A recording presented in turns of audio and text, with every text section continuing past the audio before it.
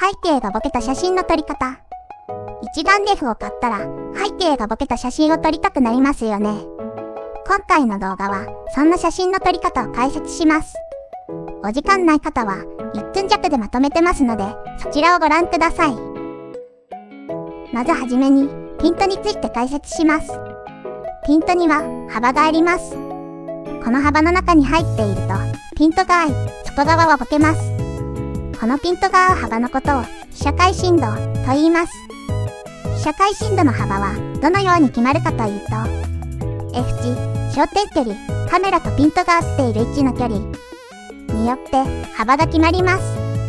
それぞれの関係についてはこちらの再生リストをご覧ください。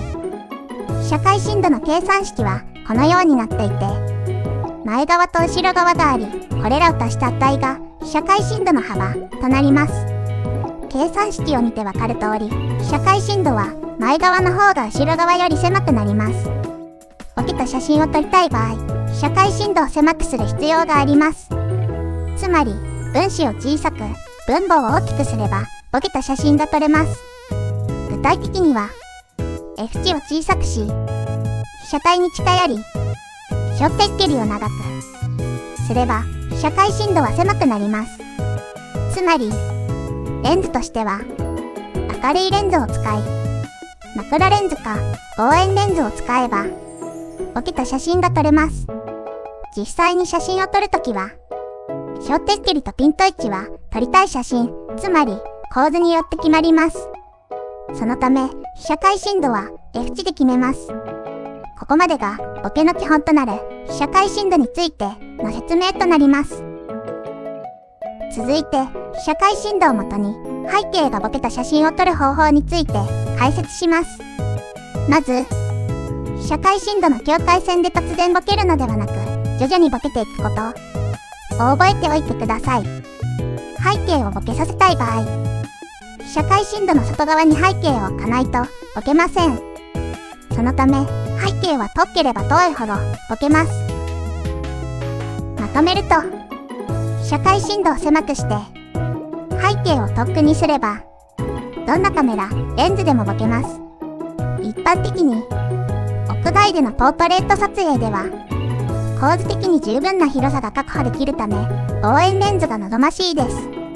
一方、室内でのポートレート撮影では広さに限りがあるため、望遠レンズだとバストアップの写真ばかりとなってしまいます。そのため、標準レンズもあった方が良いです。ちなみにですが、被写界深度が狭くなると、被写体が少し動いただけでピントがずれます。ですので、被写界深度はとにかく狭くすれば良いということではなく、適切な幅を持たせた方が良いです。また、ピントは面で合うということを忘れないでください。斜め上から撮った場合、被写界深度は斜めに幅を持ちます。ということで、背景がボケた写真の撮り方を解説しました。被写界深度が分かれば、ボケた写真が撮れます。一眼レフカメラだけでなく、コンパクトデジタルカメラやスマホでも撮れます。ただ、一眼レフカメラの方がボケた写真が撮りやすいのは間違いありません。手持ちのカメラでぜひボケた写真を撮ってみてください。それではまた次の動画でお会いしましょう。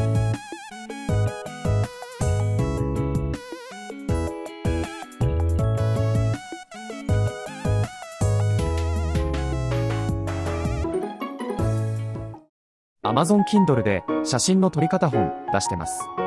アンリミテッド会員でしたら無料で読めますので、ぜひ読んでいただけると嬉しいです。このチャンネルは写真の撮り方や写真に関することを配信しています。この動画が良いなと思った方は、チャンネル登録と高評価をぜひよろしくお願いいたします。